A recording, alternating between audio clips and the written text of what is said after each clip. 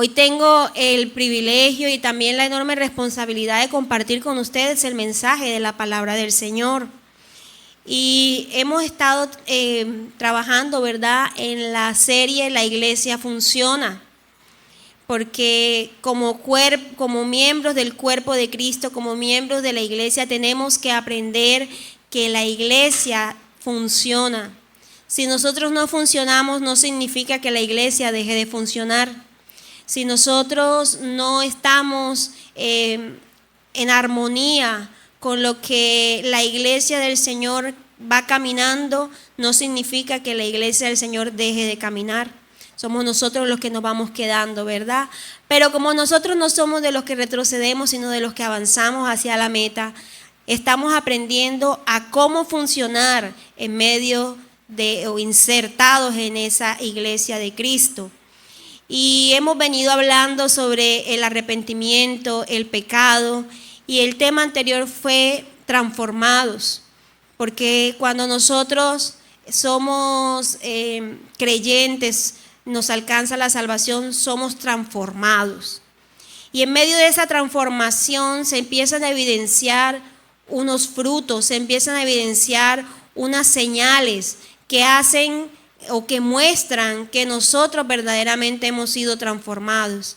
Hay un cambio, hay una regeneración, hay una nueva naturaleza para nosotros, los que hemos sido transformados.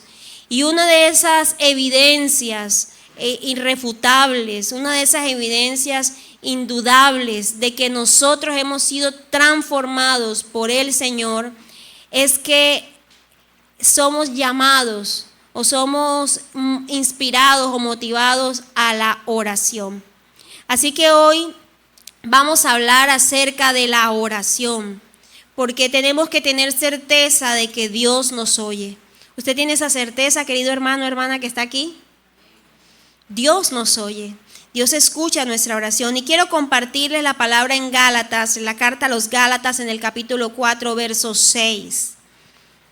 Gálatas 4, verso 6.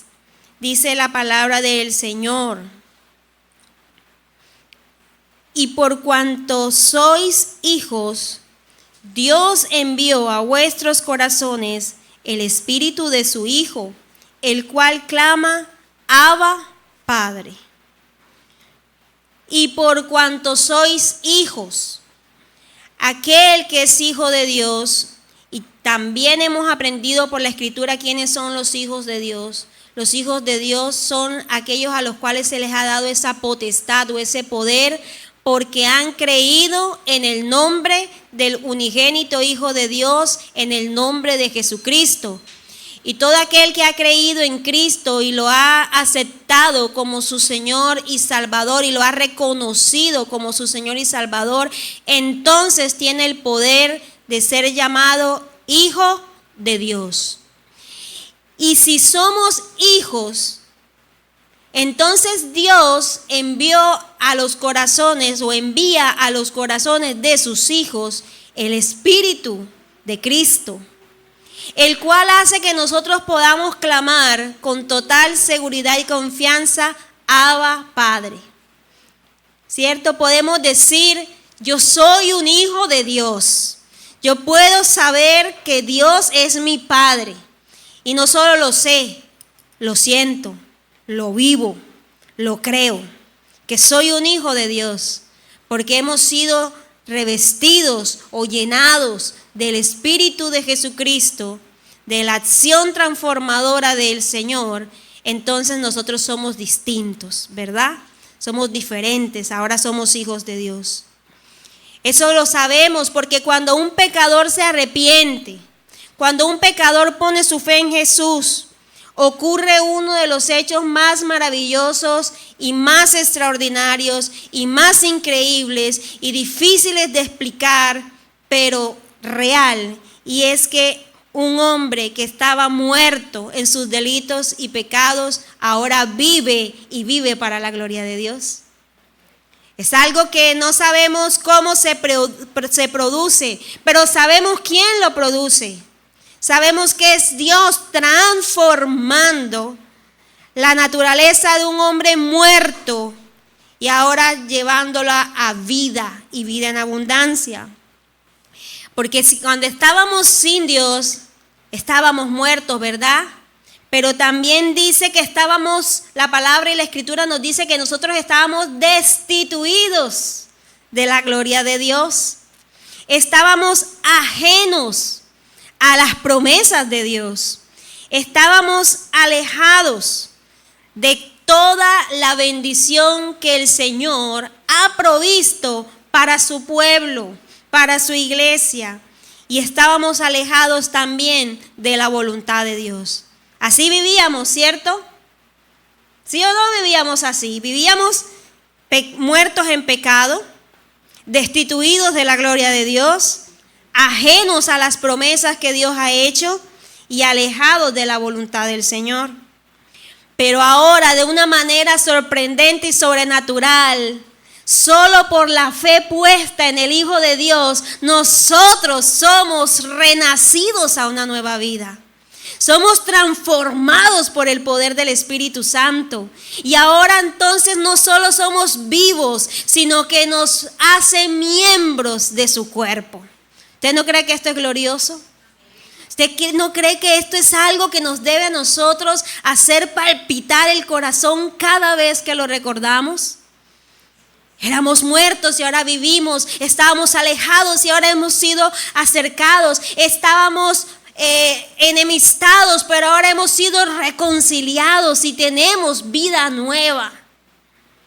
Querido hermano, cuando nosotros estábamos en esa naturaleza muerta, nosotros éramos ciegos. Estábamos tan muertos que no podíamos ver y la ignorancia nos hacía desconocer que nuestro sufrimiento, que nuestro dolor, que nuestros problemas, que nuestras angustias no son sino el resultado de una vida de pecado. Eso no lo ve el pecador. El pecador, sin conocimiento de Dios, está ciego y no puede ver que está en pecado.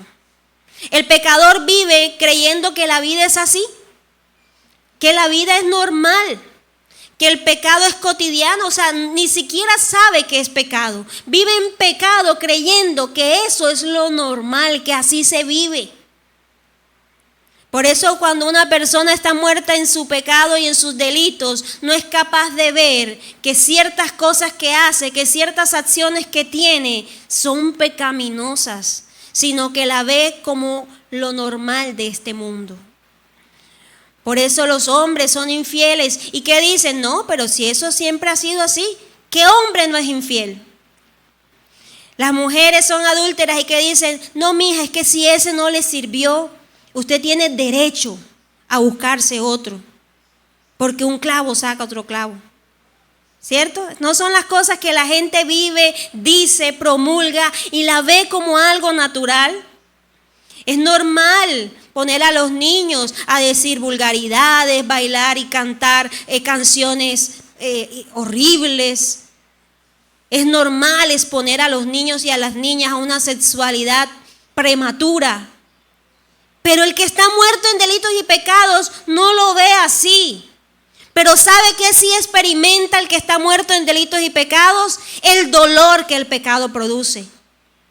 Porque es normal que los niños, no importa, tengan su sexualidad prematuramente, pero cuando viene un embarazo no deseado, entonces ahí sí se experimenta el dolor por una niña adolescente que ya está embarazada.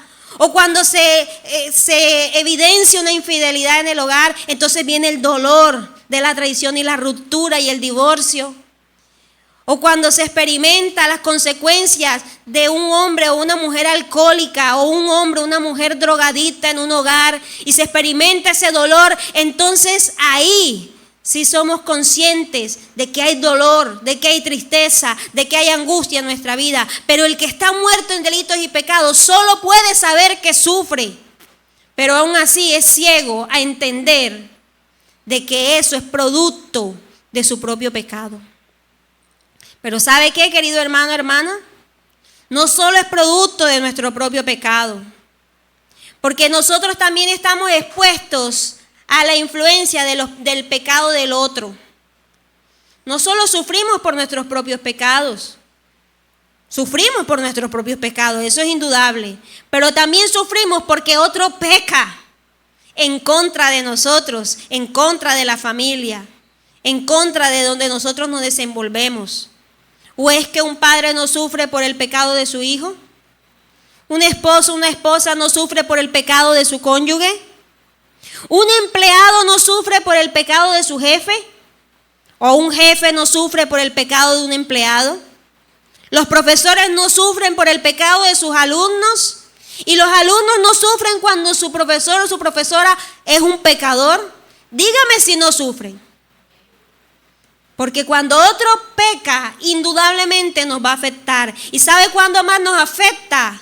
Cuando esa persona es cercana, cuando esa persona le amamos o cuando esa persona ejerce autoridad sobre nosotros.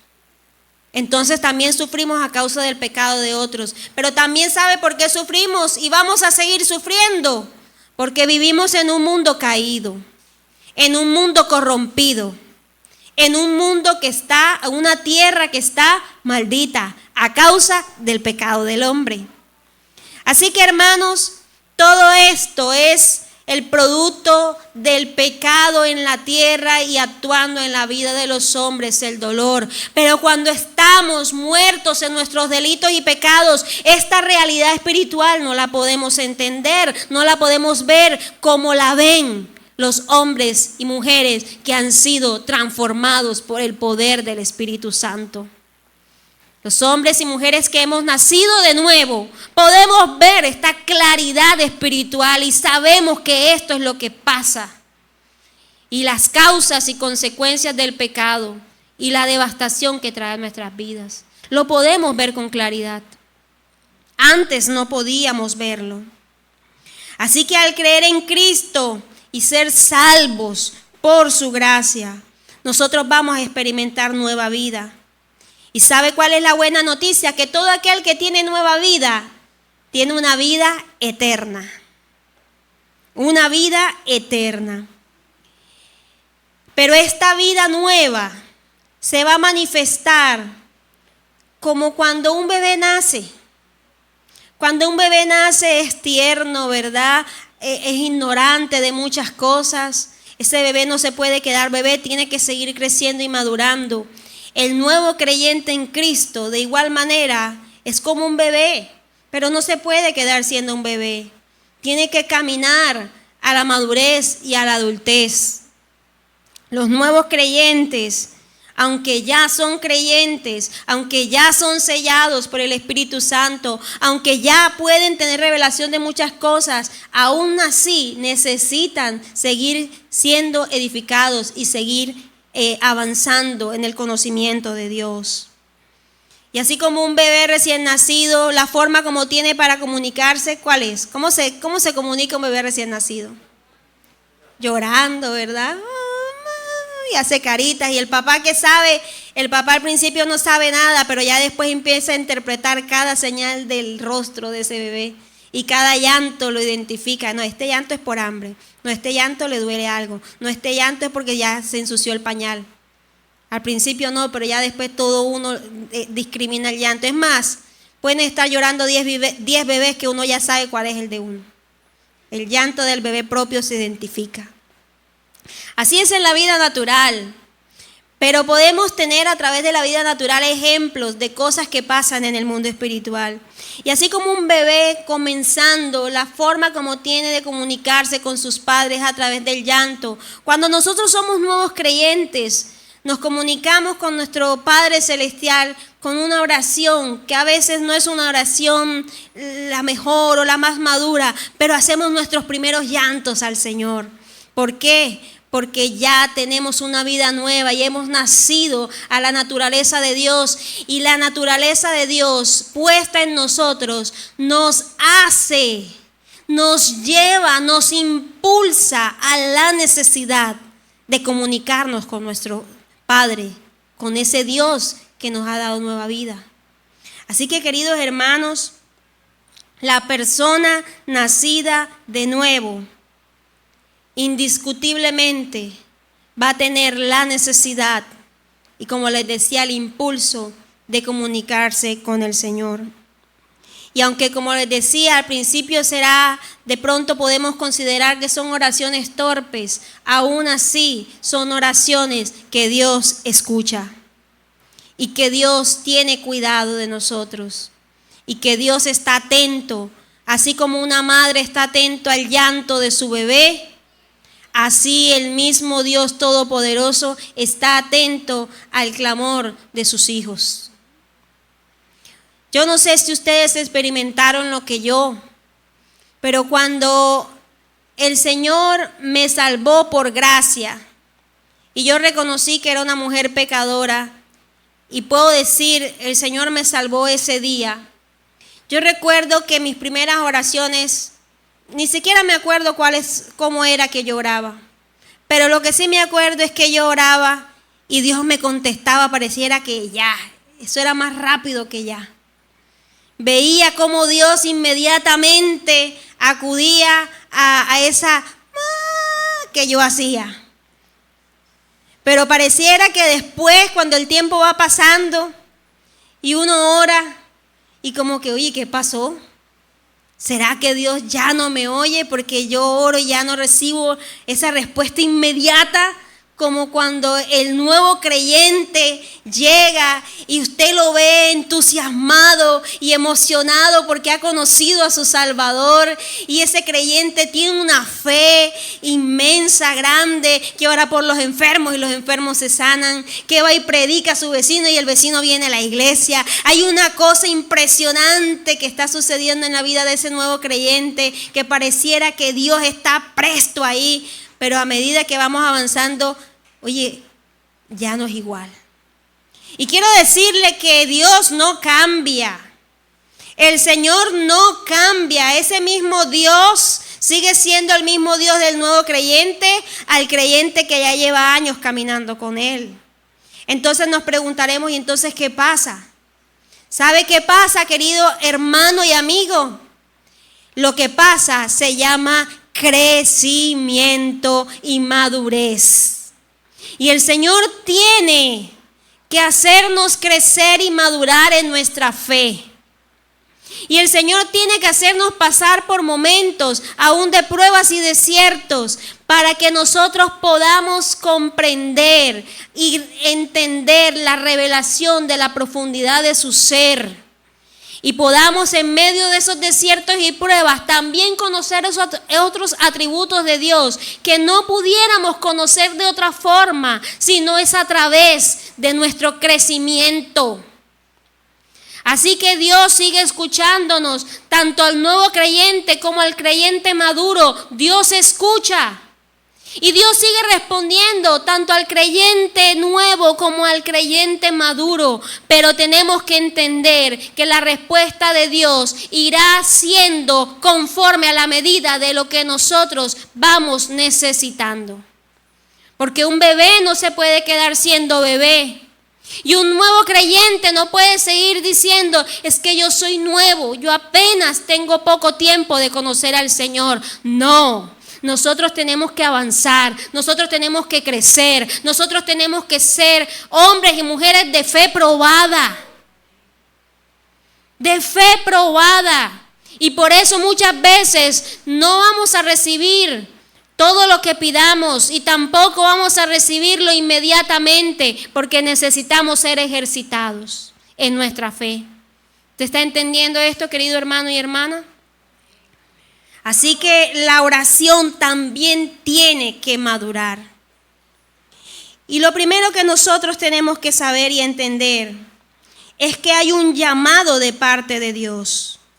Y ese llamado de parte de Dios es a que nosotros tengamos comunión con Él, pero esa comunión sea ejercitada día tras día para crecer más en esas prácticas piadosas que nos permiten tener comunión permanente con Dios. Así que el primer llamado que un ser humano tiene luego de ser salvo es el llamado a la comunión con Dios. Porque el primer llamado que tenemos los hombres es a salvación, los hombres están llamados a salvación. No todos los hombres serán salvos, pero el llamado es a todos los hombres. Pero a los salvos, a los creyentes, se les hace un llamado que sí debe ser para todos los salvos. Y sí debe ser para todos los que hemos puesto nuestra fe en Cristo Jesús. Y es el llamado a tener comunión con aquel que nos salvó. Veamos lo que dice la palabra en la primera carta a los Corintios, capítulo 1, verso 9. Primera carta del apóstol Pablo a los Corintios, capítulo 1, versículo 9. ¿Qué dice esta palabra poderosa? Fiel es Dios, por el cual fuisteis llamados a la comunión con su Hijo Jesucristo nuestro Señor. El apóstol Pablo comienza diciendo que Dios es ¿qué? Fiel. ¿Usted cree que Dios es fiel? Amén, Dios es fiel. Y esa fidelidad de Dios lo lleva a hacernos un llamado a nosotros los creyentes. ¿Y cuál es ese llamado? A que tengamos comunión ¿con quién? Con Jesucristo, nuestro Señor. Así que es un llamado para todos los creyentes. Y el llamado es a tener común unión con nuestro Dios, con Jesús, con el Espíritu Santo, con aquel que nos salvó. Y creo que en otras ocasiones hemos aprendido acerca de lo que es tener comunión. Es una palabra compuesta, ¿verdad? Común, unión.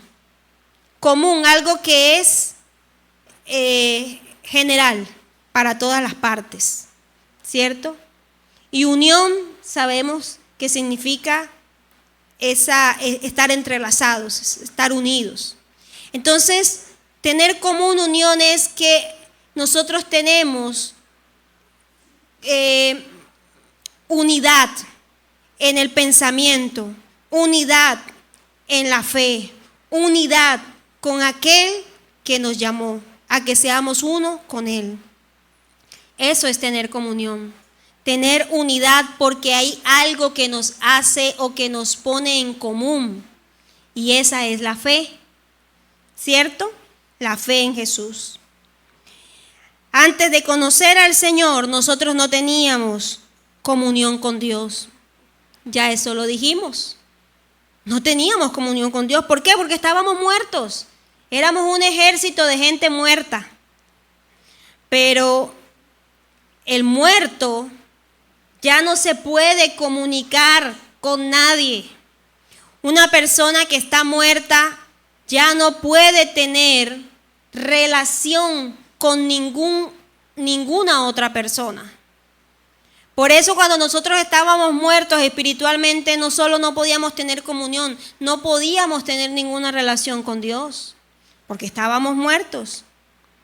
Éramos enemigos, pero ya no somos enemigos de Dios, sino que hemos sido adoptados como hijos, ¿verdad? Lo que veíamos en el primer versículo, en el primer pasaje que compartimos. Ahora tenemos el Espíritu de Dios en nosotros, el Espíritu de Cristo, que nos hace llamar Abba Padre, clamar Abba Padre, porque hemos sido adoptados como hijos de Dios y hemos recibido su Santo Espíritu. Y ahora tenemos al Espíritu Santo morando en nosotros, por lo tanto podemos tener comunión con Dios. ¿Usted sabe por qué usted puede tener comunión con el Señor? ¿Usted sabe por qué puede tener unidad con Dios? Primero, porque ya no está muerto. Pero segundo, porque una vez usted ha creído y ha sido salvado y ha sido renovado a una vida nueva, ha tenido un nuevo nacimiento, usted también ha sido sellado por el Espíritu Santo que viene a morar en su corazón. Porque el creyente está lleno del Espíritu Santo de Dios. No hay creyente verdadero, no hay un hombre salvo, una mujer salva que no tenga el Espíritu Santo morando en él. Y ese Espíritu Santo hace que ahora podamos tener común unión con el Señor, porque es la presencia de su mismo Espíritu morando en nosotros lo que nos hace poder estar comunicados con Dios. Por eso ahora usted puede tener común unión con Dios, porque el Espíritu Santo mora en usted, dentro de usted. ¿Y sabe qué, queridos hermanos? Tenemos que ser tan entendidos, pero tan entendidos de la verdadera acción del Espíritu Santo en la vida de los creyentes. Porque en estos tiempos se ha tergiversado tanto la acción del Espíritu Santo en medio de su iglesia, que se le han atribuido cosas al Espíritu Santo que realmente no son inspiradas por el Espíritu Santo. Tenemos tantas costumbres y tradiciones en algunas congregaciones cristianas, diciendo que es la acción del Espíritu Santo a cosas que a veces son hasta grotescas, a veces son locas o a veces emociones humanas, y decimos que ahí está la presencia del Espíritu Santo. Pero la Biblia nos enseña la verdadera acción del Espíritu Santo, la obra del Espíritu Santo en la vida de un hombre y de una mujer. La Biblia es clara cuando dice lo que el Espíritu Santo de Dios hace en medio de su iglesia. ¿Sabe qué dice la Biblia que es obra del Espíritu Santo? Obra del Espíritu Santo es convencer de pecado, de juicio y de justicia. Eso es una obra del Espíritu Santo. Solo lo puede hacer el Espíritu Santo, convencer a un hombre muerto en sus delitos y pecados de que es un pecador. ¿Cuántas veces usted ha querido convencer a alguien de que está haciendo algo malo? ¿Cuántas veces usted ha querido decirle a alguien, usted está haciendo esto malo y mira, estás haciéndolo así y tú deberías hacer tal cosa, y la persona por aquí le entra y por aquí le sale? ¿Cuántos padres no quisieran ver transformados a sus hijos? O esposas a sus esposos, o esposos a sus esposas, o hijos a sus padres. Y uno como que quiere cogerlos así y que le entre la Biblia. Si es posible hasta le daríamos bibliazos en la cabeza a ver si así le entra. O es a mí la única que se me ha ocurrido ese tipo de cosas. Por ahí veo risas sospechosas. Pero no logramos nada, y con la cantaleta peor. El hijo se pone más rebelde, el esposo se pone más ausente, el padre se pone más amargado, la madre más deprimida. Porque no podemos nosotros, no tenemos el poder de convencer a nadie. ¿Sabe a quién le corresponde ese poder? Al Espíritu Santo de Dios, porque la Escritura dice que Él es el que convence, Él es quien convence de pecado, Él es quien convence de juicio y Él es el que convence de justicia al hombre pecador. Así que, querido hermano, yo le doy un consejo: no cantaletee. Exponga lo que está mal, sí, hay que exponer lo que está mal hecho, pero no cantaletee. Ore para que el Espíritu Santo de Dios pueda hacer esa obra en aquellos que están muertos viviendo en su ignorancia, para que sean convencidos y puedan ser trasladados de ese reino de tinieblas a la luz admirable de Cristo. Usted y yo no lo podemos hacer, lo hace el Espíritu Santo de Dios, porque es obra del Espíritu Santo de Dios. ¿Sabe qué dice la Escritura que es obra del Espíritu Santo? Revelarnos a Cristo, revelarnos la Escritura.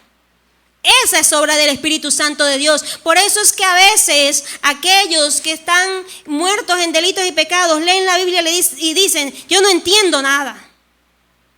Ese libro no, eso es muy difícil. Yo no comprendo, hay una cantidad de cosas ahí que necesitan ser actualizadas, como enseña mi esposo, ¿verdad? Que algunos piensan, ese libro hay que actualizarlo, eso ya pasó de moda. ¿Por qué? Porque no tienen la revelación. Pero cuando el Espíritu Santo de Dios obra en la vida de una persona que antes no entendía nada, toma la Escritura y dice, ahora entiendo. Yo ahora puedo, yo no veía esto, pero ahora lo veo con claridad. Yo no comprendía que la Escritura decía esto, pero ahora sé lo que Dios ha dicho. ¿Y por qué, hermano? Porque una persona de un momento a otro, una persona que antes no entendía, ni veía, ni comprendía nada, ahora puede entender y comprender y ver claramente lo que allí está escrito por la acción del Espíritu Santo, porque el Espíritu Santo es el que revela el conocimiento de Dios. El Espíritu Santo es el que revela la Escritura. El Espíritu Santo es el que nos revela a Cristo. Esa sí es una obra del Espíritu Santo. ¿Sabe qué dice la Biblia que el Espíritu Santo hace? Nos guía a la verdad. Nos guía a la verdad. Por eso antes nosotros no comprendíamos que las cosas estaban mal hechas, pero ahora cuando somos guiados a la verdad, sabemos en la ignorancia en que vivíamos. Sabemos que lo que estábamos haciendo antes estaba mal, era un pecado. Lo vemos con claridad porque el Espíritu Santo nos está guiando a la verdad. Nos está guiando a conocer la verdad.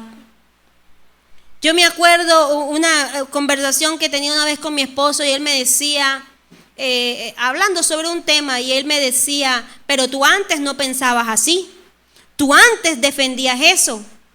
Y yo le dije, claro, yo antes no pensaba así, tienes razón, yo antes defendía lo que estaba mal hecho. ¿Sabes por qué? Porque antes no tenía la verdad de la Escritura. Mi mente estaba entenebrecida, pero ahora yo veo, pero ahora yo creo. Pero ahora yo puedo ver lo que es pecado con claridad y por eso no puedo ser la misma persona ni puedo defender lo que antes defendía, porque ahora conozco la verdad. Y lo que no se puede defender, no se puede defender. Está mal ante los ojos de Dios. Así que claro que yo pienso diferente, claro que soy una mujer distinta. Si no fuera diferente y no pensara distinto, todavía estuviera muerta en mis delitos y en mis pecados. Pero ahora fui guiada a la verdad. Y yo no soy mejor que usted, hermano, porque esto no es exclusivo para mí. La Biblia dice que el Espíritu Santo de Dios lo hace. ¿En quién? En quien Dios quiere. Por su gracia soberana. Pero también está dado ¿a quién? A los que han puesto su fe en Cristo Jesús.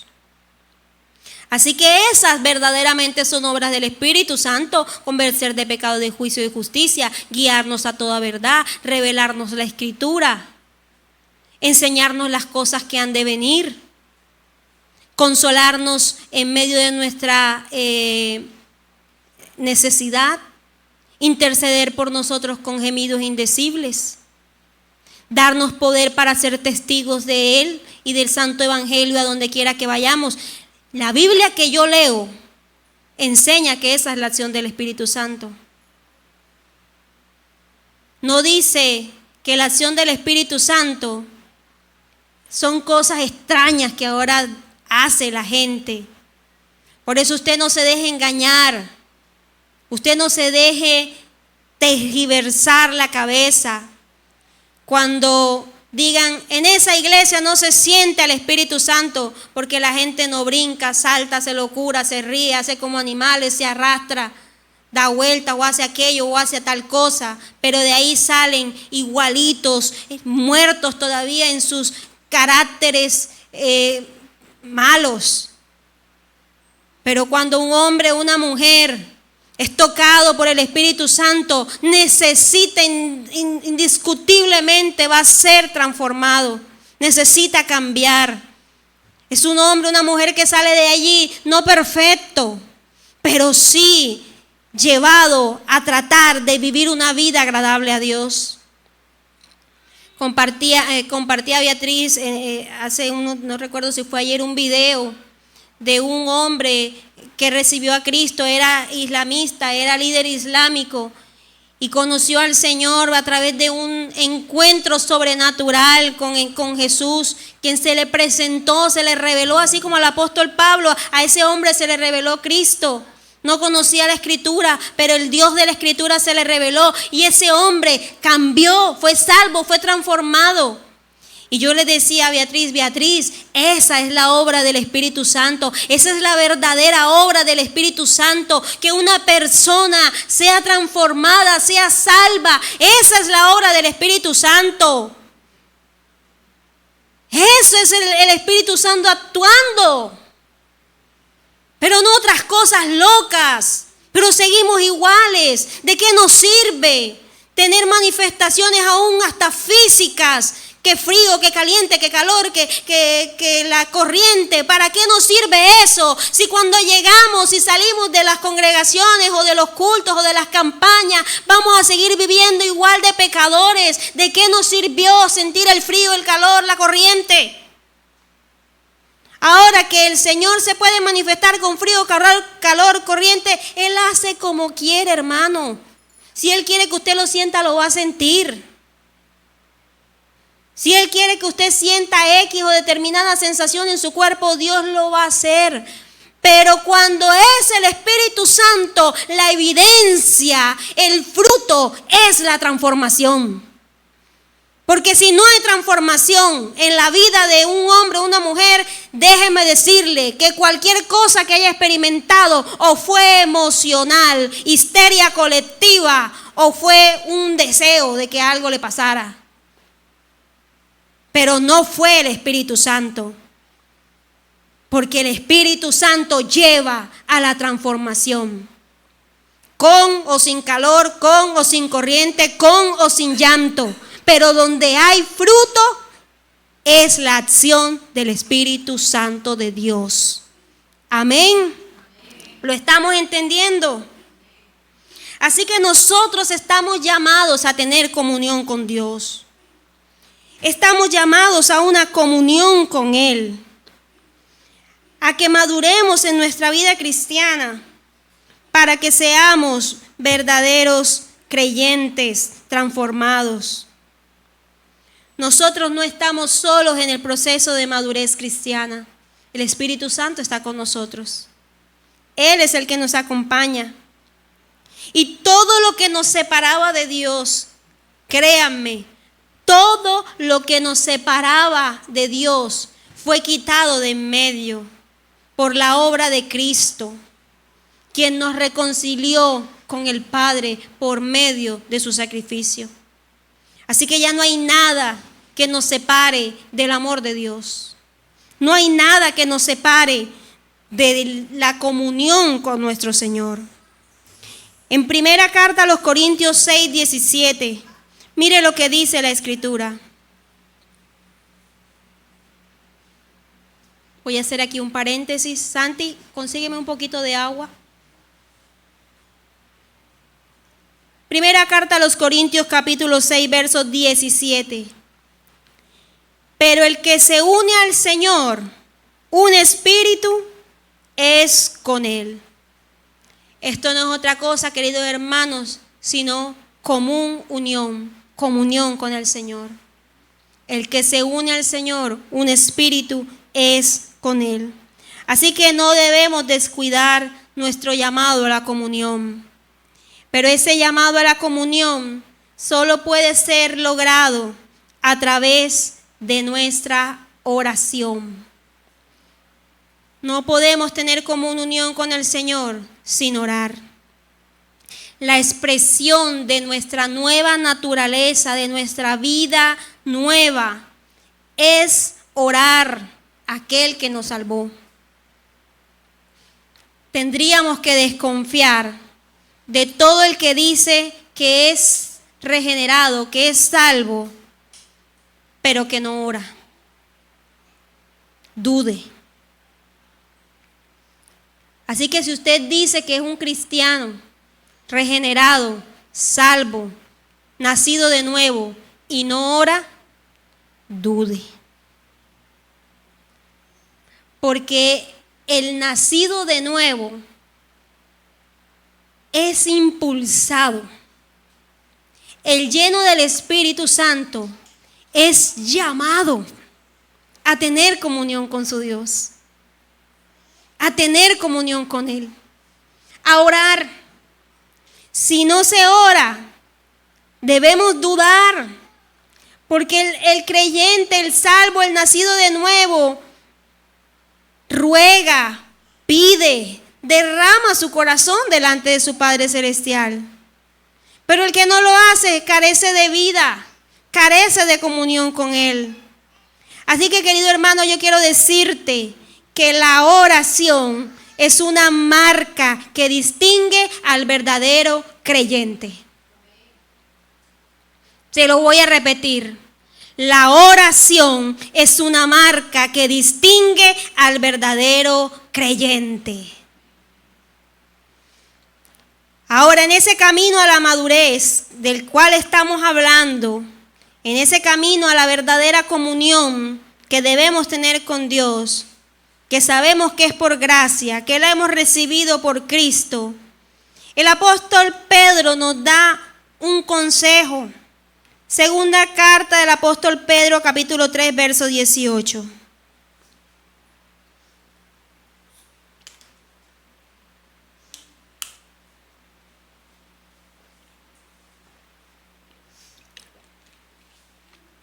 Segunda carta de Pedro 3, 18 dice, vamos a esperar que la coloquen ahí.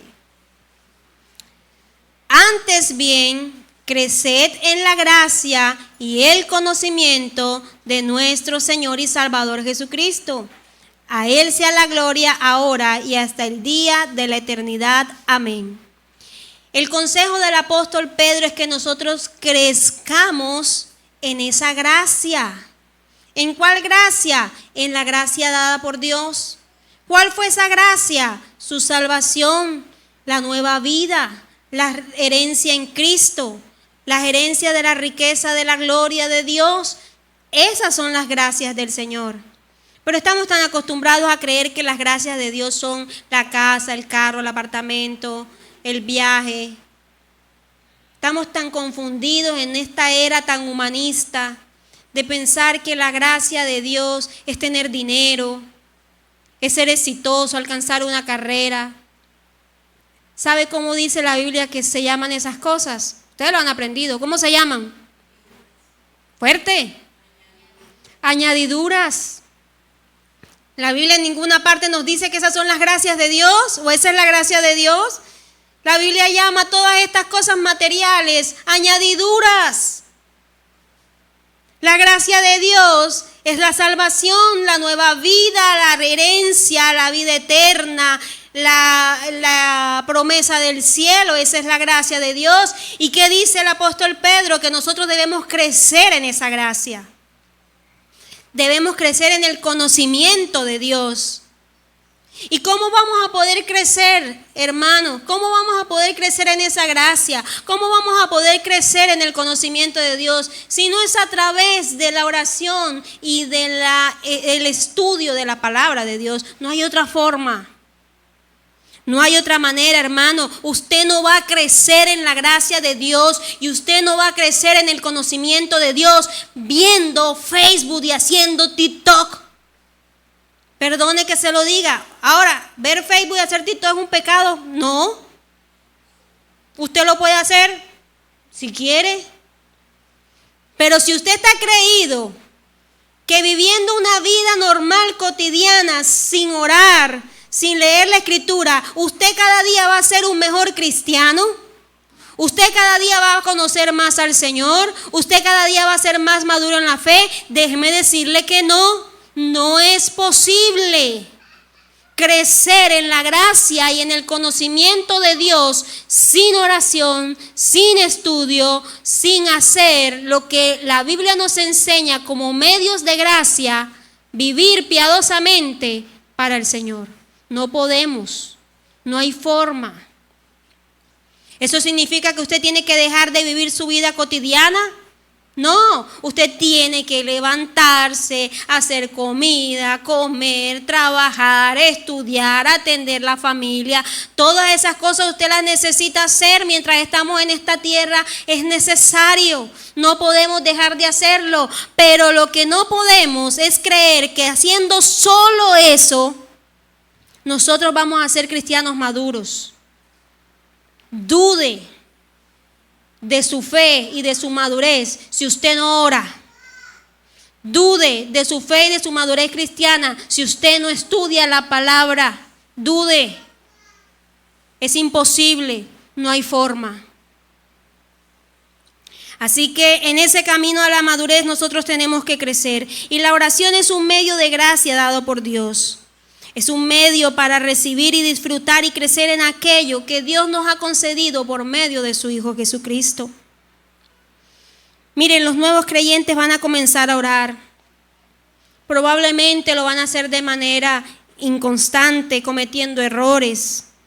Pero por medio de la práctica y una vida constante de oración, ese músculo espiritual se va fortaleciendo. Y se empieza entonces a ver y a manifestar la madurez del cristiano en su forma de expresarse, en su reverencia, en el amor, en la constancia y aún en el tiempo que pasamos en oración. Mire, es posible que nosotros podamos tener dudas de si sabemos o no sabemos orar. Los mismos discípulos del Señor Jesucristo le pidieron a Él: enséñanos a orar. Ellos tenían dudas de si su oración era correcta o no era correcta, si sabían o no sabían orar, y por eso le pidieron a su maestro: enséñanos, Señor Jesús, a orar, porque veían que su maestro oraba y cosas extraordinarias pasaban. Y el Señor Jesús les enseñó un modelo de oración que vamos a encontrar en Mateo capítulo 6 y que aún nos hemos aprendido en estos países cristianos. Se nos enseña desde niños la oración del Padre Nuestro. Y en esa oración vamos a encontrar claves muy importantes, cosas muy interesantes. Cada frase, mire, cada palabra tiene tanto sentido en esa oración que nosotros como cristianos deberíamos ahondar y ahondar y ahondar cada día, profundizar más en ese modelo de oración. No como una vana repetición, sino como un modelo que nos impulsa a entender y comprender todo lo que nosotros podemos lograr a través de la oración. Pero hay un versículo que hoy quiero traer a colación por algo importante que allí sucede. Dice: el pan nuestro de cada día, dánoslo hoy.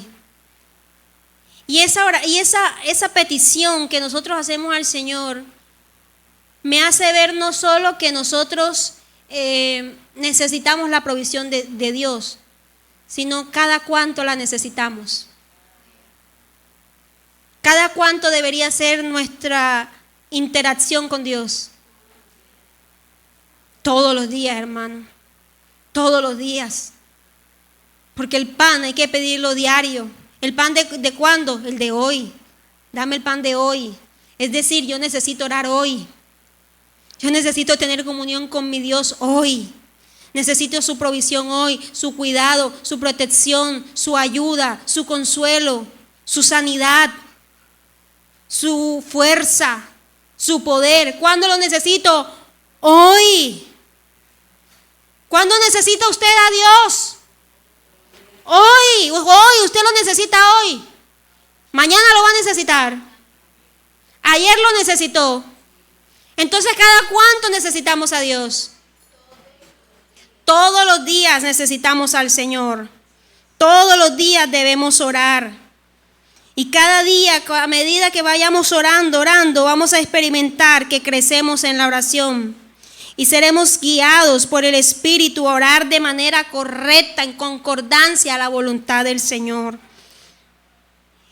Quiero decirle, querido hermano, no compare su oración con la oración de otro. Es que aquel hermano ora bonito. Es que aquel hermano sí ora, ay, parece una paz cuando ora aquel hermano, pero yo no. Es que yo no sé orar, es que aquel hermano, claro, como no, si aquel hermano ora 2 horas al día, yo y apenas 5 minutos. No compare su oración con otro. No hay un estándar. La oración debe ser personal. Usted debe crecer de manera personal en la oración. Pero si usted no practica, si usted no lo hace, si usted no se esfuerza, si usted lo tiene por poco, por supuesto que siempre va a ser una oración raquítica, pobre. Pero si usted deja de compararse con aquel o con aquella, a veces no nos comparamos con el que ora más, a veces nos comparamos con el que ora menos. Aquel ni ora, yo por lo menos oro. Aquel, quién sabe si orará, porque no se le nota. Pero yo por lo menos cuando voy a comer, yo le doy gracias a Dios. Y ya, nos sentimos los superhéroes cristianos. Oye, oramos antes de comer. Qué fantástico, ¿ah? Increíble. No se compare ni para bien ni para mal. Usted tiene que tener su propia dinámica de oración. Su propia relación con el Señor, porque la relación con el Señor es personal. Y debe ejercitarse en esta gracia y mantener su propia comunión con el Señor. ¿Cuánto tengo que orar? Tal vez me va a preguntar, pero entonces ¿cuánto tengo que orar? Yo no sé cuánto tiene que orar usted. Usted es el que sabe cuánto tiene que orar, porque usted es el que sabe qué necesita. Yo no le puedo decir, la oración efectiva dura 30 minutos o más. Yo a usted no le puedo decir eso. Ejemplos bíblicos tenemos de oraciones muy cortas y ejemplos bíblicos tenemos de gente que todo el día oraba. Cada uno tiene su propia relación y comunión personal, pero lo que sí la Biblia nos dice es que debe ser diario. Diario. Su tiempo con el Señor, porque es muy importante orar. Es necesario para el creyente. El cristiano no puede tener una vida en la cual solo ora a veces o esporádicamente, sin sufrir daño alguno en su vida espiritual.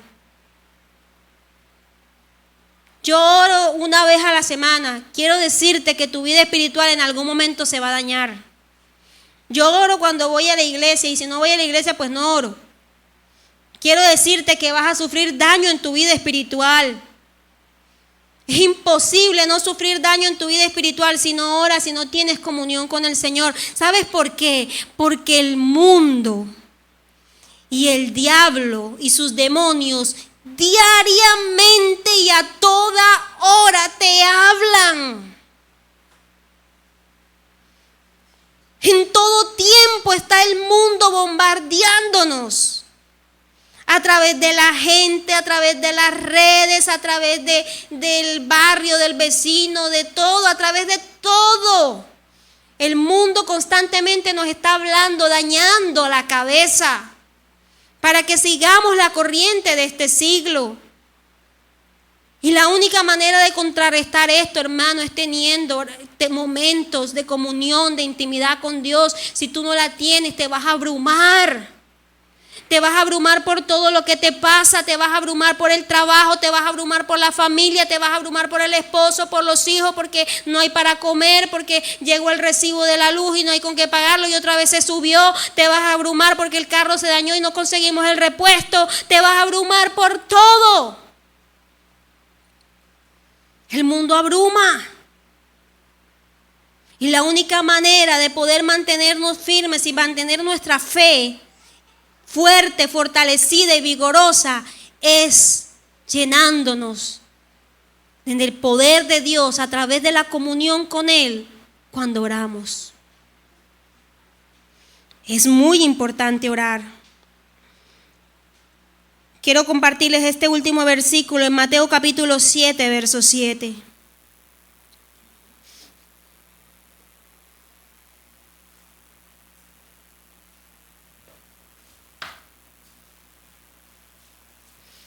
Dice la palabra: pedid y se os dará, buscad y hallaréis, llamad y se os abrirá. En algunas versiones bíblicas dice oración, regla del oro, creo que dice así. Bueno, la oración eficaz o la regla de oro de la oración, algunos lo llaman de esa forma. Esta enseñanza de parte del Señor dice que nosotros debemos pedir y se nos dará, buscar y hallaremos, llamar y se nos abrirá. El mismo Señor nos anima a que oramos pidiendo, buscando y llamando. ¿Por qué pidiendo, hermanos? Porque nosotros tenemos que reconocer nuestra necesidad y que solo Él puede suplirla. Mire, qué desventurado, qué desdichado, qué infeliz, y no lo tome mal como un insulto, pero es un cristiano infeliz el que cree que lo puede todo por sus propias fuerzas. Pero qué dichoso y qué bienaventurado es el que reconoce que es pobre y que necesita de su Señor. Y qué gozo y qué alegría recibir de ese Dios lo que nosotros necesitamos. Así que el que pide va a experimentar la gracia de recibir y de ser ayudado por el Señor. Y quiero decirles esto importante, queridos hermanos, porque yo sé que de pronto usted ha podido ser confundido en este punto.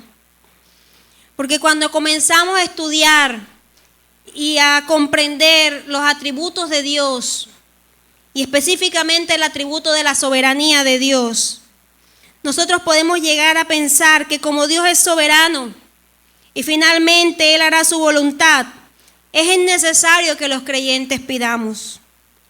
O que no tiene sentido que nosotros pidamos porque se va a hacer lo que Dios ya ha determinado. Pero pensar de esa forma es un error, es un gran error, porque la Biblia nos enseña en innumerables y de incontables maneras que nosotros tenemos que orar y pedir.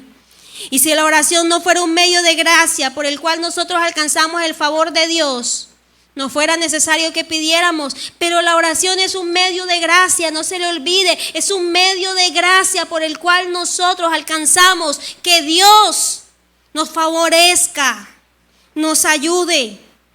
A través de la oración nosotros podemos expresar nuestra miseria, nuestra debilidad, nuestras necesidades y nuestros propios deseos. ¿Está mal pedir por nuestros deseos? No. Lo que está mal es que esos deseos no estén alineados a la voluntad de Dios. Ahí es donde nosotros tenemos problemas.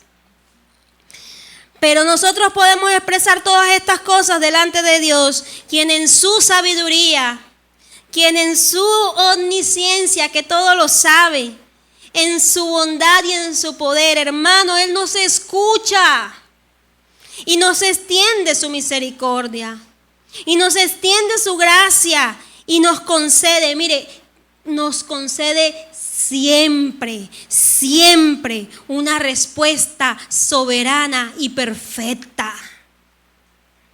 Cuando usted ora, descanse en la confianza que la respuesta de Dios es soberana y es perfecta, aunque no siempre sea la que en nuestra ignorancia espiritual esperamos recibir. Porque somos ignorantes espirituales muchas veces, pero Dios, que es omnisciente, perfecto y soberano, te va a responder cada vez que tú ores. Al orar no solo somos escuchados, sino respondidos. Y mire, quiero decirle que Dios también concede deseos. Dios también concede deseos nuestros, cuando esos deseos nuestros están acordes a su voluntad y a su propósito. Es por eso que debemos aprender a pedir. Santiago en su epístola, Santiago capítulo 6, si no estoy mal, aquí perdí el capítulo, versículo 1. Perdón, Santiago capítulo 1.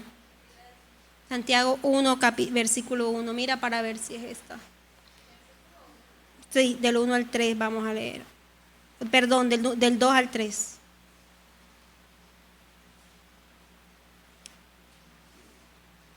Se las voy a leer aquí.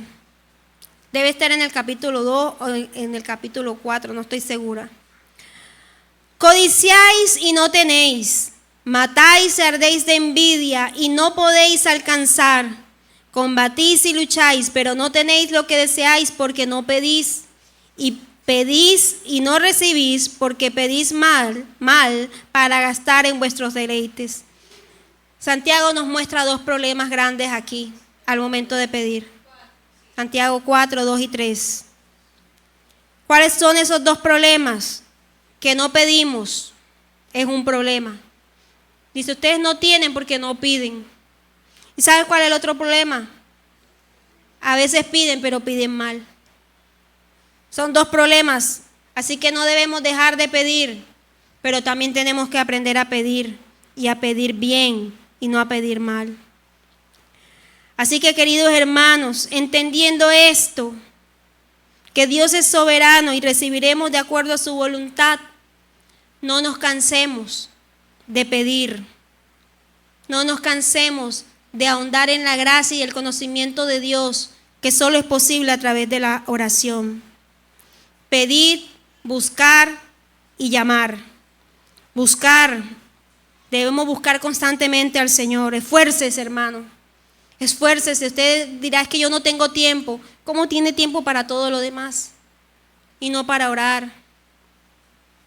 Yo no sé si a usted le sirve este consejo, pero es el que yo aplico en mi vida. Si yo me despierto, salgo de la cama y empiezo a hacer todo lo que tengo que hacer en el día no me alcanza. Así que yo de manera personal lo que he decidido es levantarme más temprano y usar ese tiempo de madrugada donde nadie molesta para tener mi tiempo de comunión con el Señor. Así lo hago yo. Usted lo puede hacer de otra forma. Hay algunos que no les gusta madrugar, pero les gusta trasnochar. Bueno, cuando todo el mundo se duerma, tome su tiempo de oración con el Señor, pero no vaya a ser que se duerma usted. Dedique el tiempo. ¿Va a ser fácil? No. ¿Tenemos que esforzarnos? Sí. A mí me cuesta mucho levantarme bien temprano en la madrugada, pero si no lo hago, siento que me muero. Siento que me muero sin tener mi comunión con el Señor. Y esa comunión me habilita para soportar lo que viene en el resto del día. Esfuércese, busque la forma, busque el momento y busque el lugar. Acuérdese que la oración debe ser intencional, pero busque al Señor, porque el que busca, encuentra. Y por último, llame. Es necesario que el creyente llame, que clame a su Señor en los momentos de necesidad, porque la oposición siempre se va a presentar en tu vida. Se va a presentar la oposición para hacerte caer y menguar. Pero cuando oramos y clamamos al Señor, podemos vencer la tentación, podemos tener fortaleza en las pruebas, podemos alcanzar misericordia y hallar gracia para el oportuno socorro. Así que, querido hermano, ten tu tiempo de oración, esfuérzate en este medio de gracia y tú vas a ver cómo tu vida cambia, cómo tu fe se robustece, cómo creces en la gracia y en el conocimiento del Señor y cómo cada día eres un hombre y una mujer transformada por el poder y la acción del Espíritu Santo de Dios. Amén.